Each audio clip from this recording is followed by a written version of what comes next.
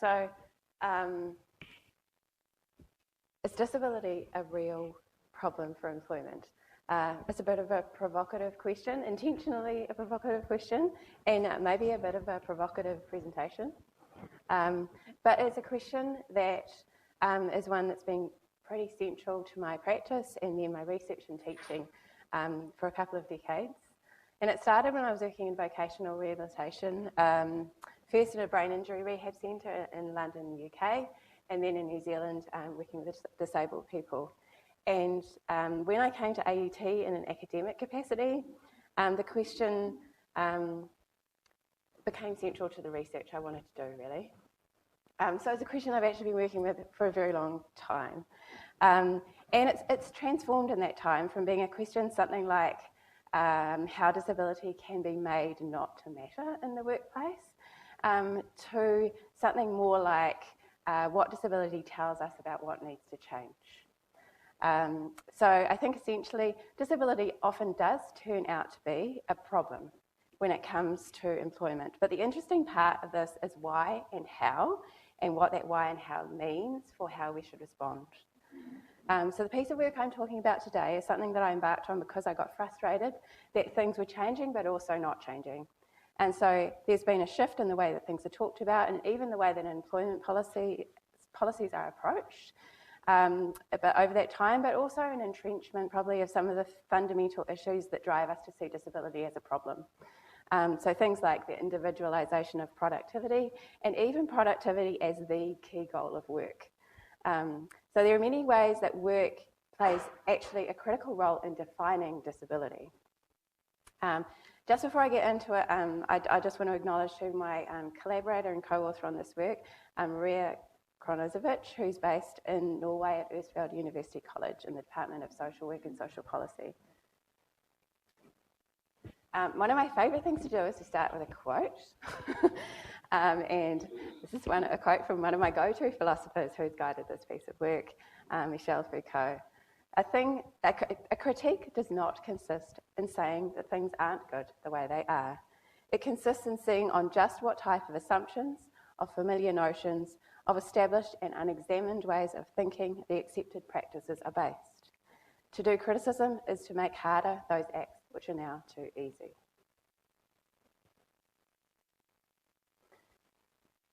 So because we're interested in this question about disadvantage for work as a socio-cultural phenomenon, the approach that we've taken is sociological.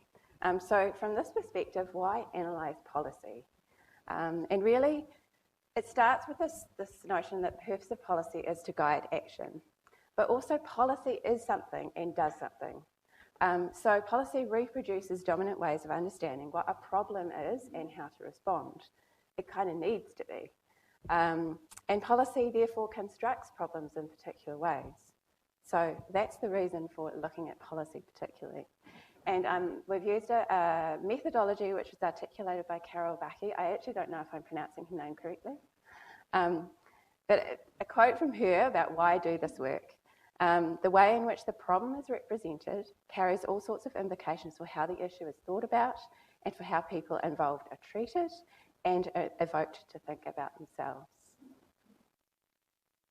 So the research questions we worked with, I'm just kind of going to race through what we did so we can get to the interesting discussion part.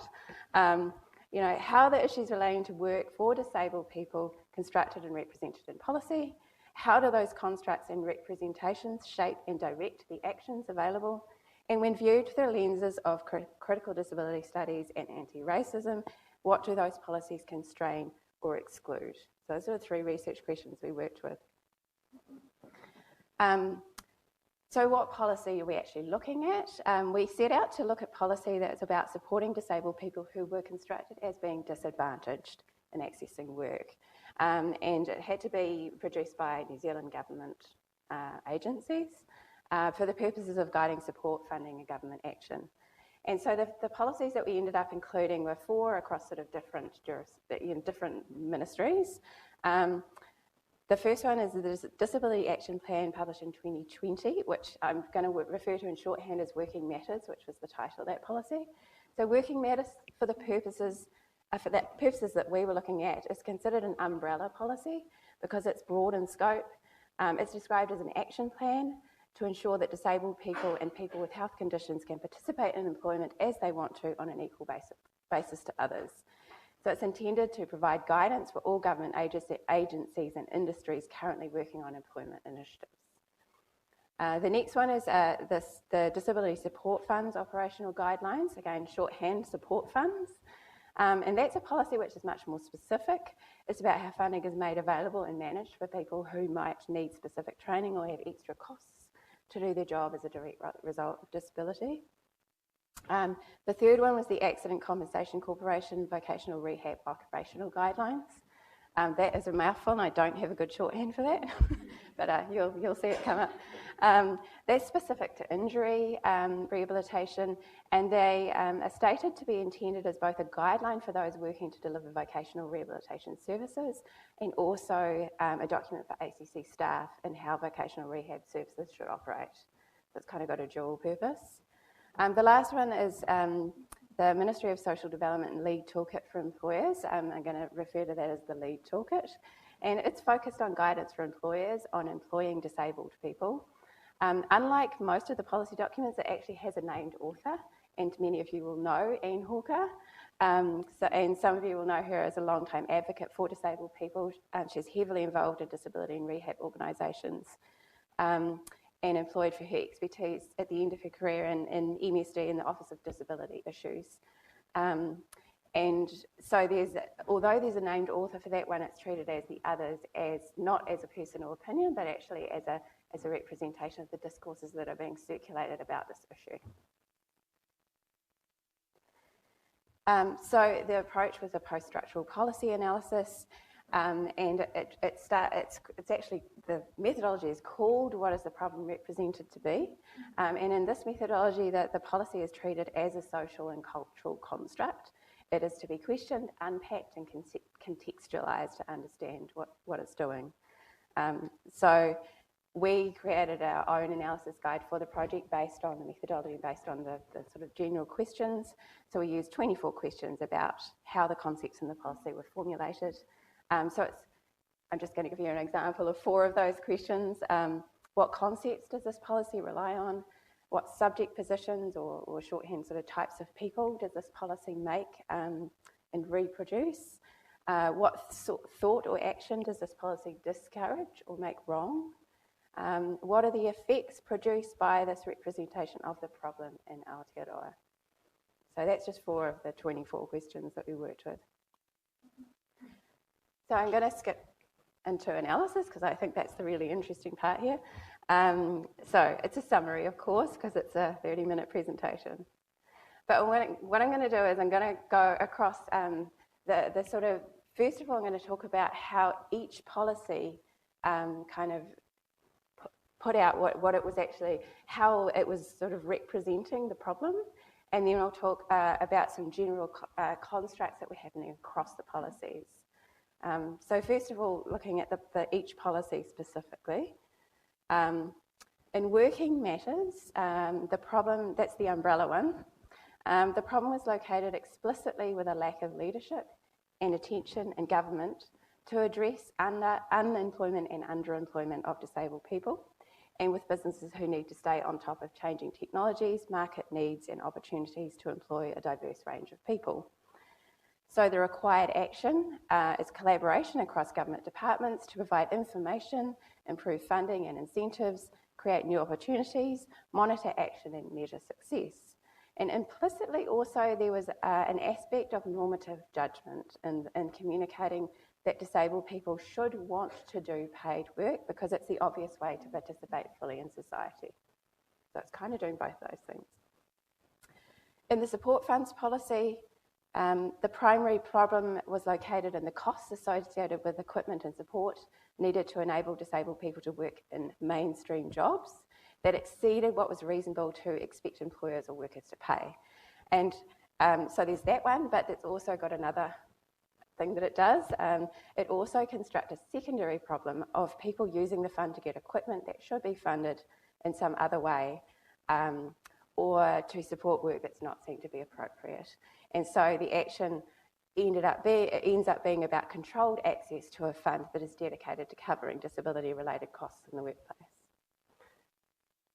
The lead toolkit, the problem is located in ignorance among employers regarding how and why to employ disabled people.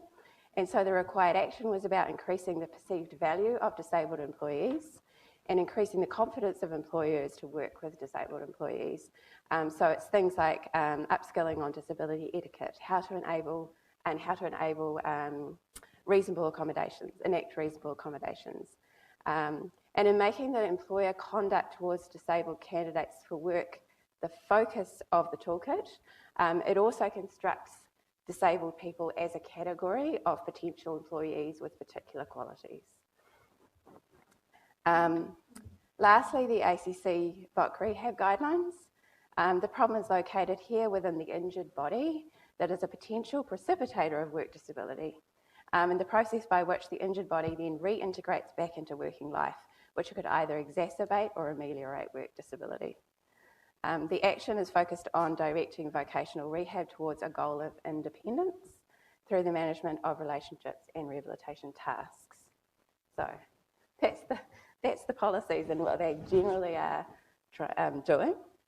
Now we're going to talk a little bit more across policies about the various things that have been constructed, and there is a lot of overlap across the policies now that we're talking about the broader constructs. So the first one I'm going to talk about is constructions of productive citizenship. So I think one of the really interesting things, and it was very dominant, is this the opportunity for work here was constructed as unquestionably good. Every single policy was very clear on this. So opportunity for work is constructed as good because it reduces the disadvantage and increases well-being, and of course reducing disadvantage and increasing well-being is something we obviously want. But the thing is, it does other things too. So first, it misses the variation among disabled people in different work situations regarding the impact of work on well-being and disadvantage. So this actually does come through in places, but it comes through in complicated ways. So for example, the possibility that work is not always good is hinted at in the Working Matters document, but it's never really explicitly acknowledged. So for example, there's a statement that says that care is needed to harness new options and business models while also protecting workers on page 26. But then there's no discussion of the intersections between the social forces that drive exploitative work arrangements and existing discrimination for disabled people. So it doesn't really go there. Another thing that is obscured by the construction of the sort of undisputed goodness of work is the taken for granted state in which paid work is such a central part of a person's well-being is in itself a social construct. It is an effect of the primacy given to paid work in Western societies above other options, or other sort of occupations and livelihoods. And so there's a tension in these policies. For example, in the early part of Working Matters, employment outcomes are defined as being in paid work, but it does mention other things. There are various other options, including business ownership or other arrangements. It mentions volunteering and caring, but because it's phrased as employment throughout, there's an emphasis on that economic aspect. And anything that's not employment is actually largely left out, despite the intent to include these other things. And so participation in employment is constructed as a necessary part of full participation in society. And as I mentioned, employment is dominant. What this implies is that the policies are mostly about the promotion of economic self-reliance for disabled people, and participation in employment particularly, rather than work more generally, is constructed as necessary to be a full part of society. And so there's a dominant understanding, I think, that government needs these measures because it helps to increase tax income and decrease social and financial support for people who are unemployed. But paradoxically, neoliberal economics also relies on maintaining a level of unemployment. So the benefits derived from these productive citizenship initiatives may not actually be greater levels of employment, but people feeling like they could and should be employed and striving for that as kind of a project of self-betterment. So when you have the situation where public servants are tasked with increasing employment of disabled people as they are in these policies, what are they actually doing? So does the bureaucratic work and things like outcome tracking become more like a role in apparently striving for ever lower unemployment rates while actually functioning to maintain behaviours of like responsibilised employment seeking? And then it leads to the question, well, is the goal actually that disabled people are not overrepresented in unemployment statistics? But if that's the case, arguably the strategies need to be quite different. The second thing I want to talk about is how these policies talk about disabled people as workers or construct disabled people as workers. So disabled people and people with health conditions, which is the way it's phrased, are constructed as offering employers something different to what other employees do. So creating a discourse of uniqueness that also, I'd say, unintentionally maintains a discourse of otherness. So in this construct, disabled people help employers become more holistic, more inclusive and better at what they do through their unique contributions to a workplace. In the lead toolkit, one of the key constructs is that there is overwhelming evidence that the organisation would be better off employing disabled people. And that is tied to the concept of it being untapped talent, that retention of employees due to the loyalty and commitment of disabled workers, and the notion that disabled people will disrupt current policies and practices, but in a beneficial way. And in the lead toolkit, there's this really fervent construction of disabled people as unjustly excluded from employment. But the construct itself is dependent on the characterisation of disabled people as loyal, committed, talented, and positively disruptive to a workplace, which obviously has its own things that it carries with it. So it creates an implicit exclusion of disabled people who cannot easily be constructed as valuable, talented and committed as individuals in the model of the autonomous individual worker, which is a very particular way of understanding workers. There's little room in these policies for interdependence and connectivity between people that might transform what is possible for disabled people to contribute as workers. And rather than asking what disabled people contribute to a workplace as they are, they're being offered support to continue to be expected to work in ways that up to this point have excluded them. And actually, a discussion of this transformational potential of disabled employees assumes that the transformation will be immediately obvious as valuable from the employer's existing worldview, rather than something that might actually change the way an employer sees the world and therefore reconstruct value for them. So there's kind of a paradox where the benefits of employing disabled people are simultaneously constructed as obvious and self-perpetuating. So once an employer gets it, they'll really want it. And also as needing to be closely monitored with statistical tracking, implying alternatively that it's more about social responsibility and ethical action. Talking now about constructions of work.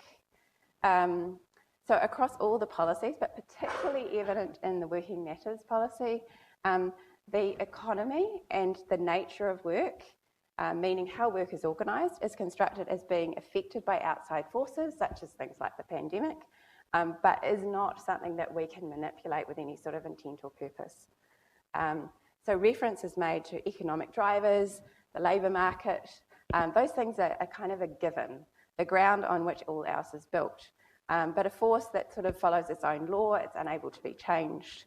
And what this does is it obscures the economy and the labour market as social constructs themselves, which in turn rules out the possibility for any sort of related intervention, for example, for the purpose of social change or equity. So it's kind of just left because we can't do anything about that. So despite the increasing commonality of part-time and intermittent work in broader society, in the policies, these forms of work are still constructed as kind of diversifications or deviations. And it's reinforced in the way that the language of diversity is used kind of throughout the policies. So in relation to people, diverse is about the people we need to think purposefully about including because it won't happen otherwise. And with work arrangements, diverse is the work that's different from what the mainstream might expect to have within the current social norms and economic pressures. So obviously this is intended to be positive, but it also does that thing as well. It reproduces other, not mainstream, not normal, and outside of what is taken for granted as standard or regular or ordinary. An alternative approach drawing from critical disability studies, for example, might be coming into conversation about what work could be if we took the perspectives of all people regarding what is desirable and what would meet the needs that work fulfills without assuming it had to be done the same as it is now, or that the requirement is that people who don't currently fit need to be included in what is already. So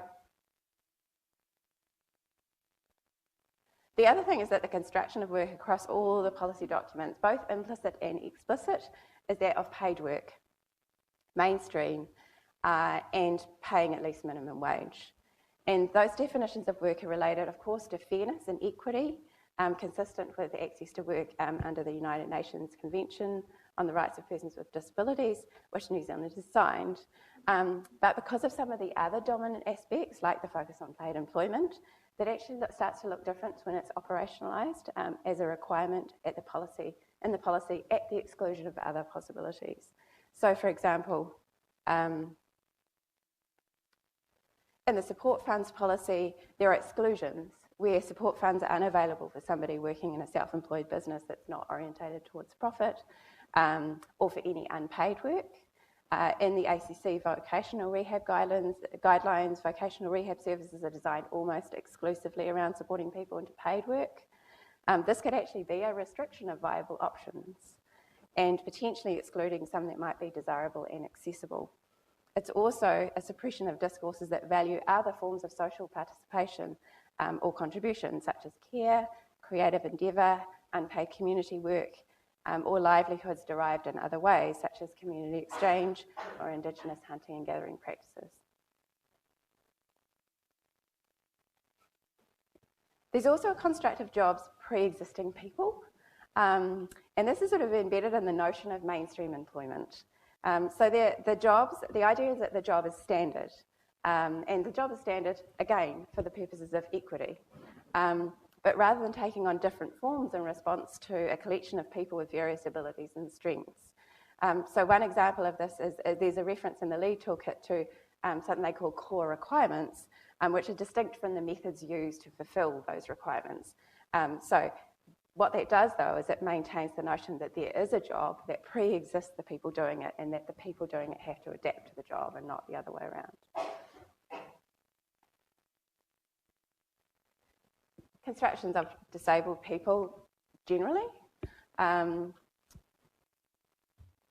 the language of disabled people is, of course, it's consistent with the social model of disability. It's intended as an acknowledgement that people have been disabled by our systems and structures, rather than disability being attached to an individual person.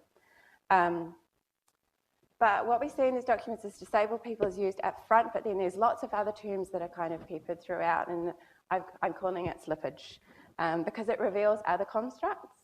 So people who experience disadvantage in labour markets due to disability or health issues, people with high support needs, people with significant barriers.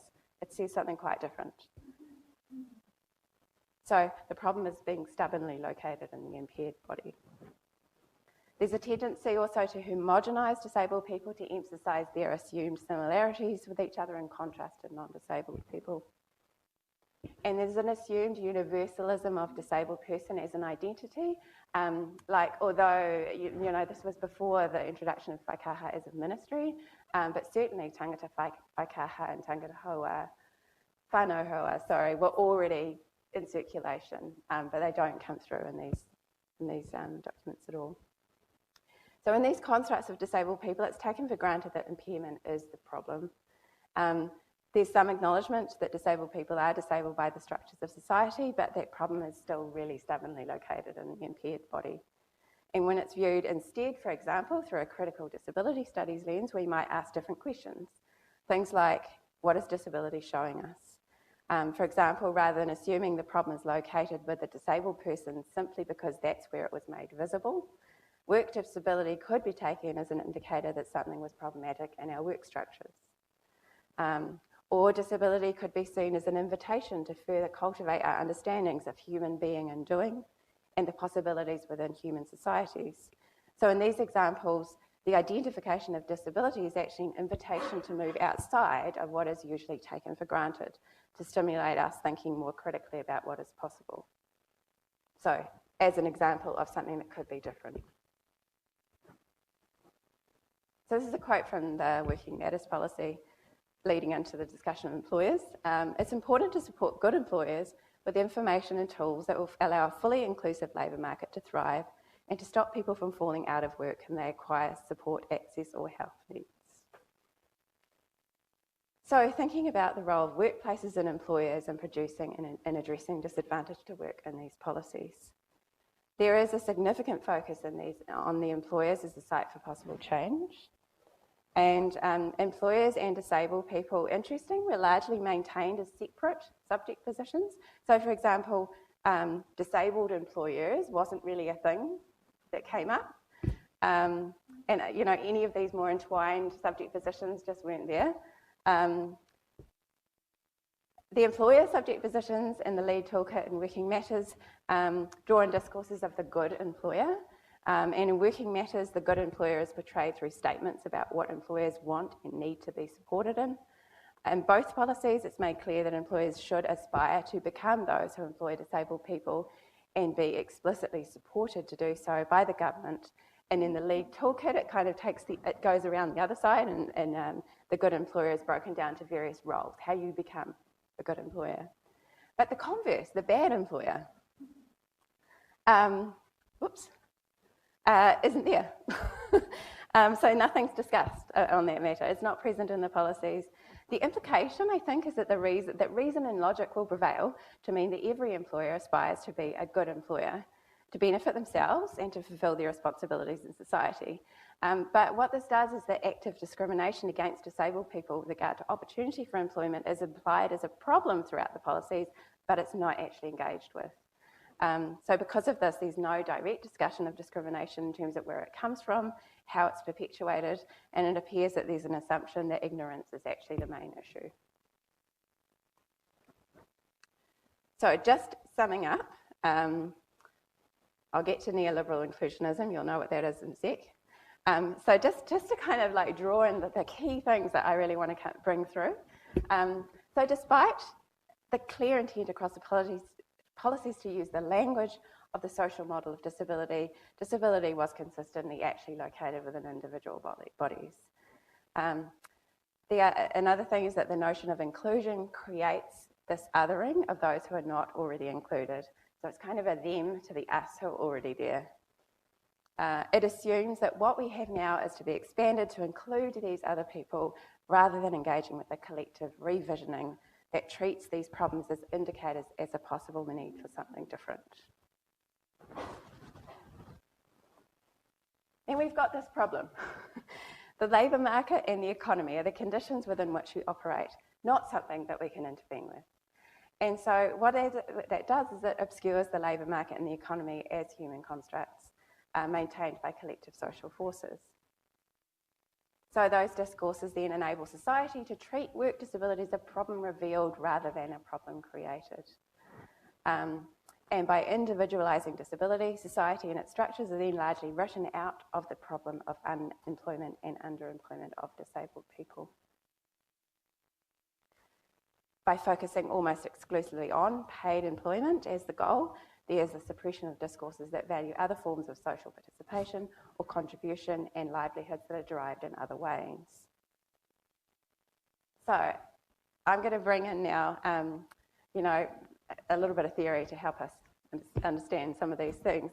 So the analysis that I've presented here centralises the issue that these policies are intended to be for the benefit of disabled people, giving them better access to work and employment, but they go about this by reproducing disability as the problem, ignoring the ways in which social organisation of work creates disability and trying to intervene through inclusion.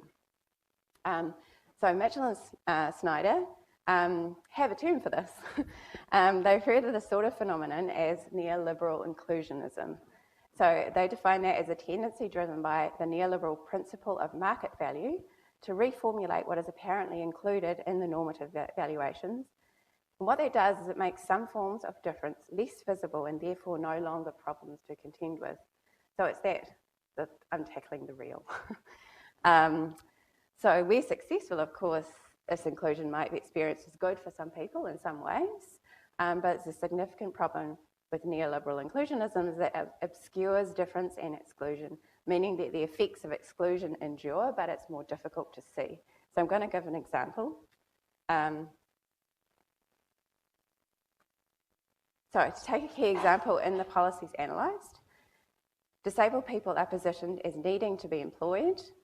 Actually, just going to get this up. To show that they are participating as full citizens. But this is coupled with an enduring problem that it remains difficult to obtain work. Enacting neoliberal inclusionism, the problem is not taken to be one where the enduring problem of disability makes visible an organisation of work where some people are persistently excluded, but it's instead interpreted as one where everyone is included in theory, so it remains up to individual actors to work out how that should happen.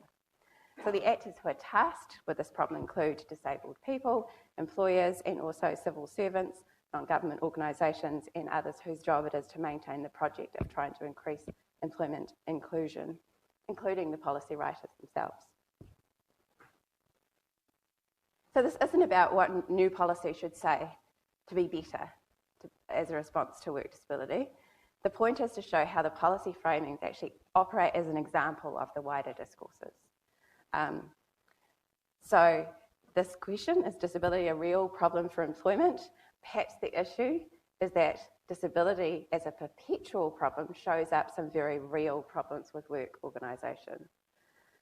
So our intention with this work is to open up the conversations and debates about what could be otherwise and why. I think there's an opportunity for the critique to be taken up by organisations who've already been actors in trying to increase employment inclusion. That's definitely something there's already interest in. It's also an important conversation, I think, within the sociology of work because of the opportunity to take this analysis into existing and emerging conversations about the organisation of work within neoliberal societies. And that's definitely the academic forum that we want to be contributing to with this piece of work.